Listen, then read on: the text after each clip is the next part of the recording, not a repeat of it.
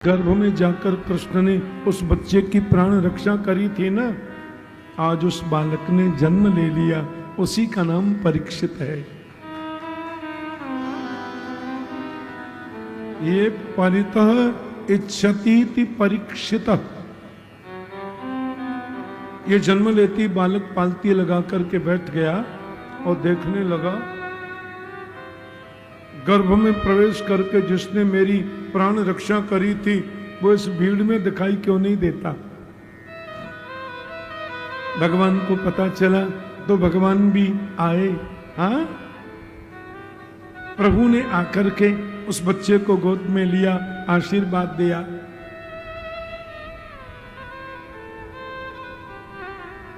भगवान द्वारिका गए तो अर्जुन कृष्ण के साथ में चले गए और द्वारिका में स्थिति ऐसी बन गई, यदुवंशियों को शाप लग गया महापुरुषों का। ये जितने यदुवंशी थे ना, ये सब परमात्मा के परम भक्त देवता ही तो थे, और सब देवलोग ही यदुवंश में जन्म लेकर आए थे। अब जाने का कोई ना कोई बहाना तो चाहिए। संतों को अपमानित किया तो संतों ने शाप दे दिया, और अर्जुन की आंखों के सामने युद्ध छिड़ गया। आपस में यदुवंशी लड़ पड़े, 99 लाख से ज्यादा थे, ऐसा लिखा है। कृष्ण बलराम की आंखों के सामने 99 लाख यदुवंशियों की संख्या, लड़ते लड़ते सब खत्म हो गए, 40-50 बचे, ऐसा लिखा है। चतुः पंचावशेषिता,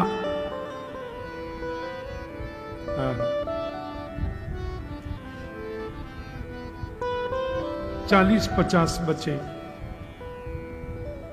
भगवान भी अपनी लीला संपन्न करके धाम को चले गए, और ये समाचार आकर के अर्जुन ने पांडवों को बताया। माता कुंती से कहा, कृष्ण गए। मैया कुंती बर्दाश्त नहीं कर पाई, और कुंती मैया जमीन पर बैठ गई, 1 मिनट में प्राण निकल गया, मर गई।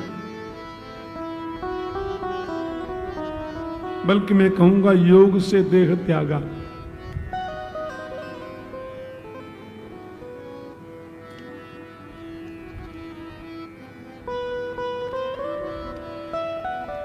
पांडवों ने कहा, अर्जुन इतने दिनों के बाद में तुम आए और ये अप्रिय समाचार लेके आए। कृष्ण के वियोग में हम नहीं रह सकते। और 5 पांडवों ने अपने पौत्र, अच्छा हमारे ब्रज में पौत्र को नाती बोलते हैं, और कहीं कहीं बेटी के बेटा को नाती बोलते हैं, और कहीं कहीं हमारे ब्रज में बेटा के बेटा को नाती बोलते हैं, और नाती के बेटा को पोता बोलते हैं।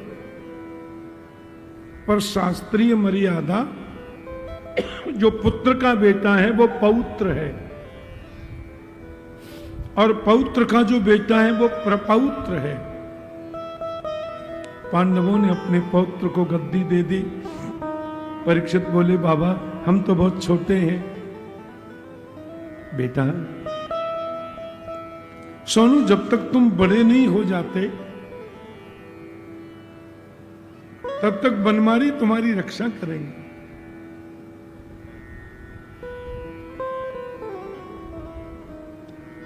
हमारे महामंत्री वो तुम्हें उपदेश करेंगे, और हमारे कुलगुरु तुम्हारा मार्गदर्शन करेंगे। बस 3 बातों का ध्यान रखना। शत्रु भी यदि शरण में आ जाए, एक बार माफ कर देना। हाँ, शत्रु को भी मारना नहीं, शरण में यदि आ गया तो। और बेटा,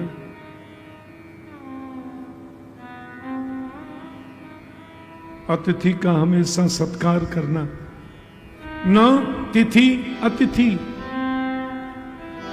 जिसके जाने की कोई तिथि निश्चित नहीं है उसको अतिथि कहते हैं।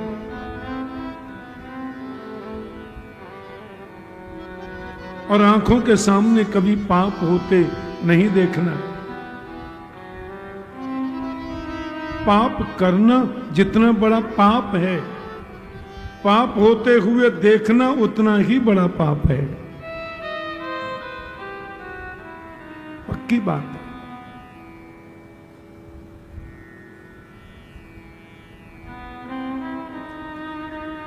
परीक्षित धीरे धीरे बड़े हो रहे। ऋषियों ने पूछा, इस परीक्षित ने ऐसी गलती क्या कर दी कि 7 दिन में मरने का इनको शाप लगा। और भगवान सुखदेव, जो कभी किसी के यहाँ नहीं जाते, परीक्षित की सभा में आ गए और 7 दिन में उनको मोक्ष मिल गया। क्या हुआ? परीक्षित की शिक्षा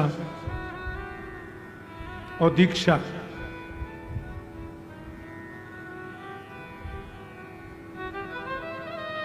विद्याध्ययन शिक्षा है और सामाजिक व्यवहार का अध्ययन ये दीक्षा है।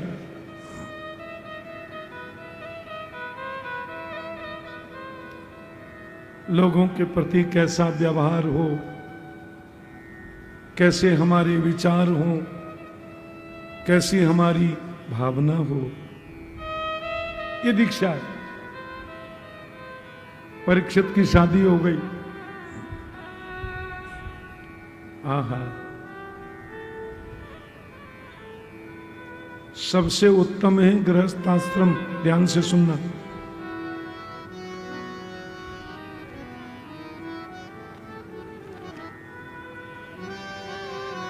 भारत में और पूरे विश्व में लाखों लोगों ने हमसे दीक्षा ली है।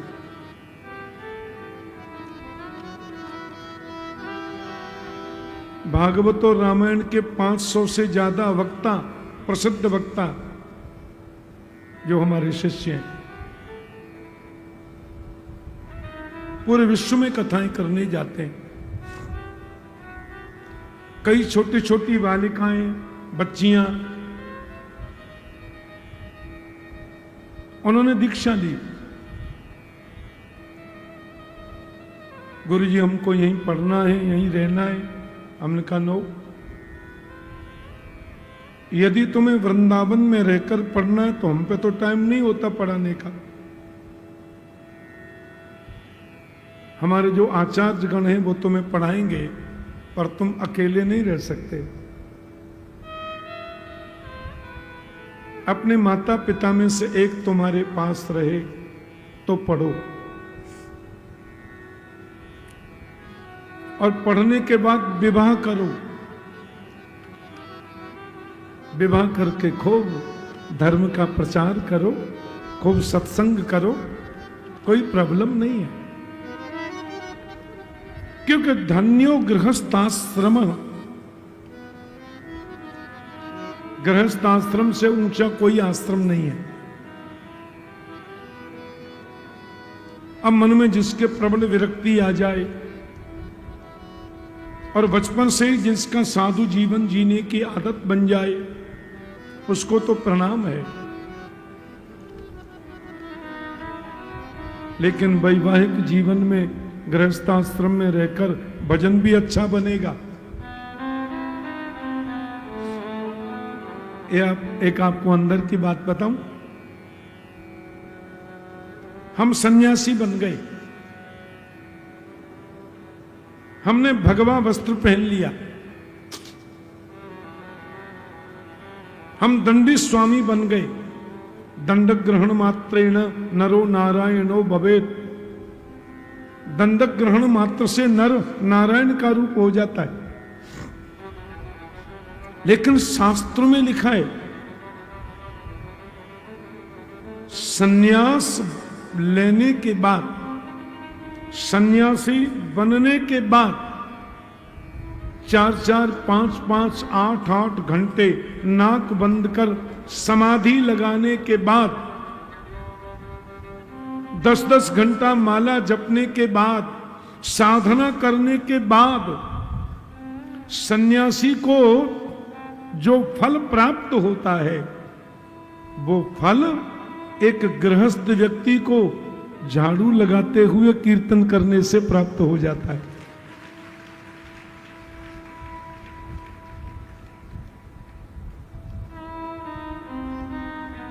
इतनी ताकत है गृहस्थ आश्रम में। आपको नाक बंद करने की फुर्सत नहीं है, आपको साधना करने की फुर्सत नहीं है, आप चिंतन के लिए टाइम नहीं दे पा रहे, तो कर से कर्म करहु विदिनारा, मन राखहु जा कृपा निधाना। गृहस्थ आश्रम में कर्म करते हुए आप भगवान की याद करते हैं तो सन्यासी से पहले आपको भगवान मिलेंगे। बोलो जय श्री कृष्ण।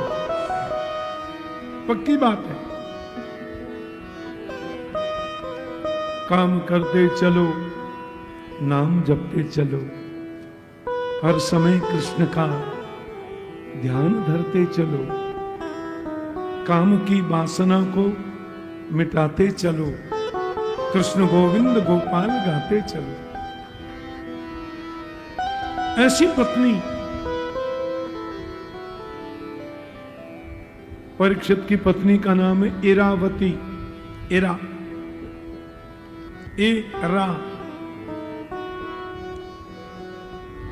बड़ी विदुषी, खानदानी परिवार की विदुषी रानी।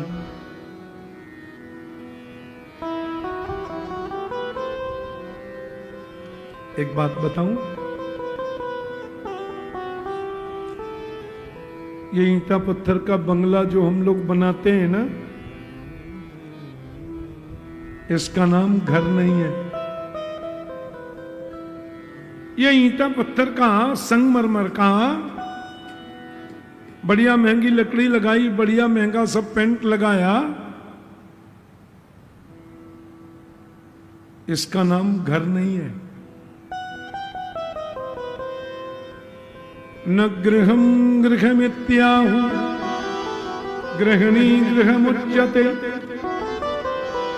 ईंटा पत्थर का मकान जो हम लोग बनाते हैं इसका नाम घर नहीं है, तो फिर घर क्या है? बोले गृहिणी गृहम उच्यते। वास्तव में गृहिणी ही घर होती है, पत्नी ही घर होती है। पत्नी चाहे तो घर को मंदिर बना दे, पत्नी चाहे तो घर को साधना का केंद्र बना दे, पत्नी चाहे घर को शिक्षा मंदिर बना दे, पत्नी चाहे तो घर को देवालय बना दे, और पत्नी चाहे तो घर को नरक का अड्डा बना दे। बोलो जय श्री कृष्ण।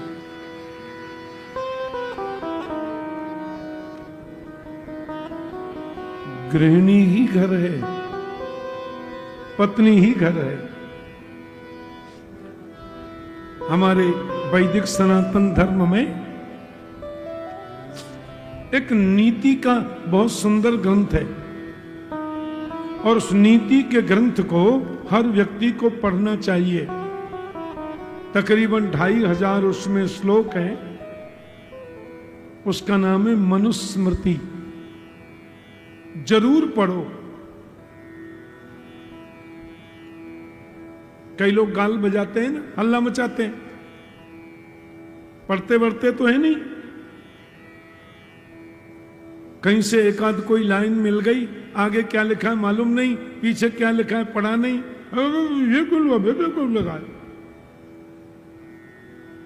हल्ला मचाते हैं, उन्हें कुछ पता नहीं है। सुखदेव जी लुढ़के पड़े, पता ही नहीं।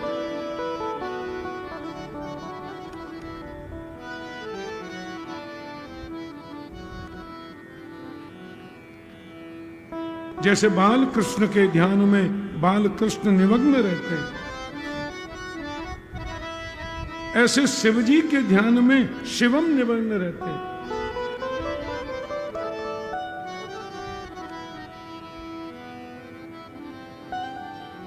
एक तो फिर लुढ़के पड़े, एक को सीधे कर गए तो दूसरा हमारा काम थोड़ा ही है। बोलो न प्रेम से जय श्री कृष्ण। मनुस्मृति जरूर पढ़ो, आप आश्चर्य करेंगे। मनुस्मृति के 2500 मंत्रों में सबसे ज्यादा कठिन बात ब्राह्मणों के लिए लिखी है, बहुत कड़ा। मनुस्मृति में लिखा है, ब्राह्मण यदि शराब पीता है, ब्राह्मण यदि मांस मदिरा का सेवन करता है,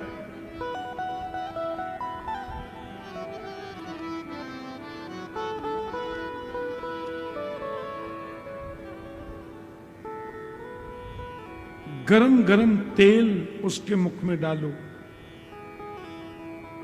और जब तक डालते रहो जब तक वो उसका प्राणांत न हो जाए। इतनी कठिन बात लिखी है। 2500 में 700 मंत्र मनुस्मृति में अकेले ब्राह्मण के लिए लिखे हैं।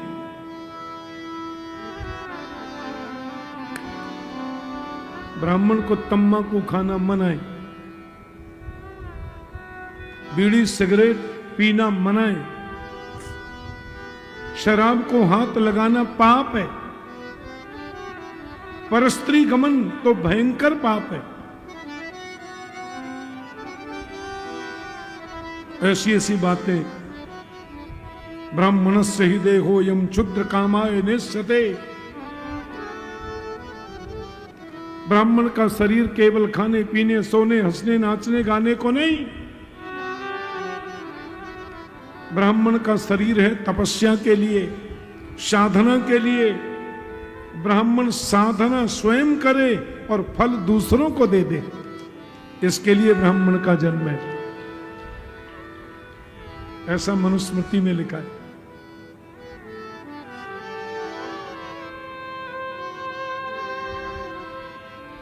ब्राह्मण पूज्य क्यों है?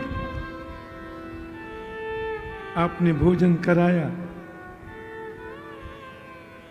मधुर भोजन मीठा पाया तो दोनों हाथ से आशीर्वाद देता है। शरीर वर्चस्वमायुष्यमारोग्यमाब्धात् क्षोभमानम महीयते धनम धान्यम पशुम बहु पुत्र लाभम बहु समृद्धि लाभम सत्संवत्सरम दीर्घमायु।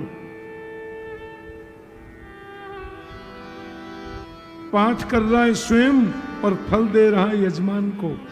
ये केवल ब्राह्मण कर सकता है। ये जो हम नारा लगाते हैं ना, धर्म की, बोलो, धर्म की, अधर्म का, प्राणियों में, विश्व का, सत्य सनातन धर्म की, ये नारा किसने दिया? सबसे पहले ये नारा ब्राह्मण श्रेष्ठ प्रहलाद जी ने दिया है।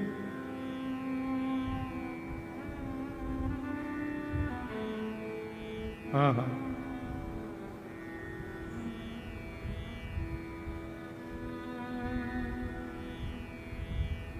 प्रहलाद जी का नारा है, यह भागवत में लिखा है।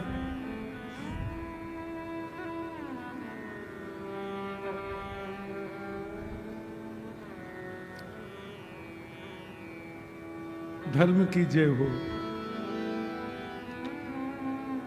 अधर्म का नाश हो।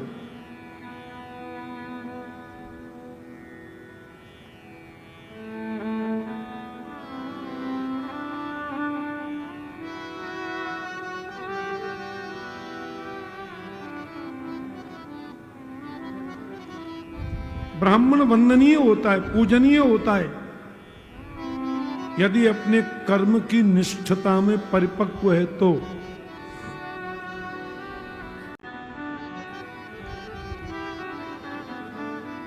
मनुस्मृति जरूर पढ़ो। व्यापारी के लिए क्या धर्म है, क्षत्रियों के लिए कौन कौन से कठिन धर्म है, नियम है, ये सब लिखा है।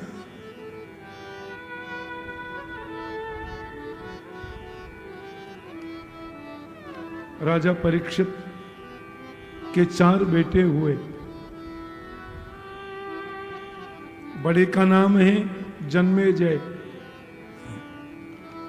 अपने बच्चों को केवल जन्म देने से हम माता पिता नहीं बन जाते, ध्यान देने की बात है। बच्चों में संस्कार दो, उन्हें संस्कारी बनाओ।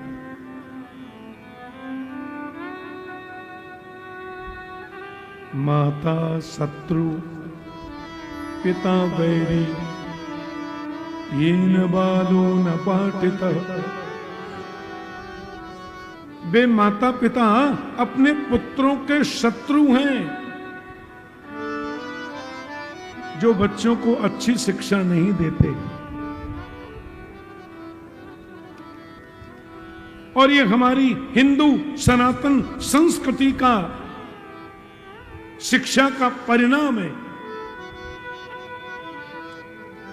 विश्व में जहां भी हिंदू रहते हैं, मैं आपको अपने अनुभव की बात बता रहा हूं, चाहे वो विश्व का ताकतवर देश अमेरिका हो, चाहे धनाढ्य देश यूरोपियन देश हो, चाहे कनाडा हो, चाहे इधर ऑस्ट्रेलिया हो, आप आश्चर्य करेंगे जिस देश में जहां भी हिंदू रहते हैं उस देश के लोग उन हिंदुओं का आदर करते हैं, सम्मान करते हैं।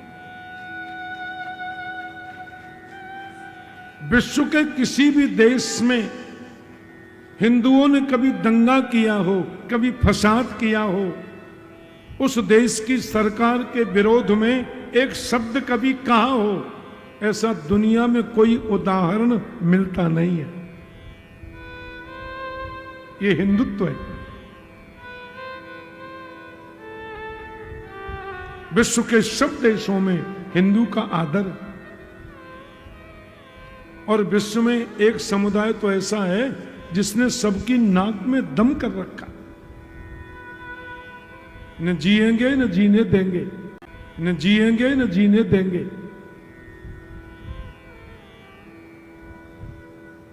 पता नहीं कितने कितने तो ब्याह कर लेते हैं।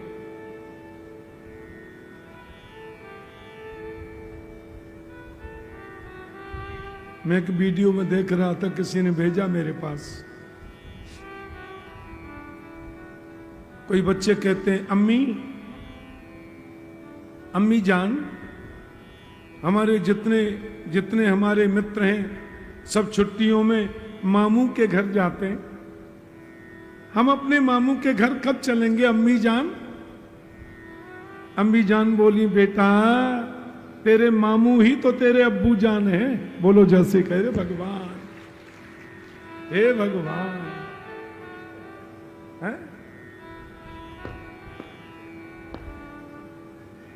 क्या संस्कार है? भाई जान, अम्मी जान, फलाने जान, और वे जान ही हो जाते हैं जान।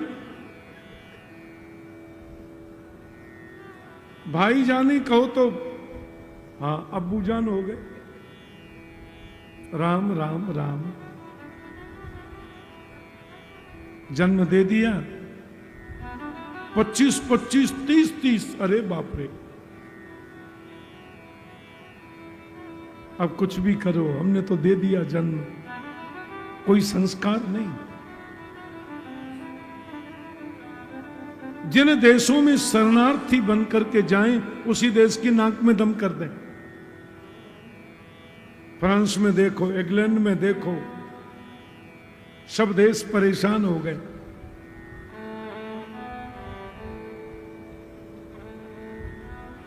और हिंदू तो परेशानी 100 वर्षों से भोग ही रहा है। आप सब लोग जानते हैं, मैं ज्यादा खुल के क्या बोलूं।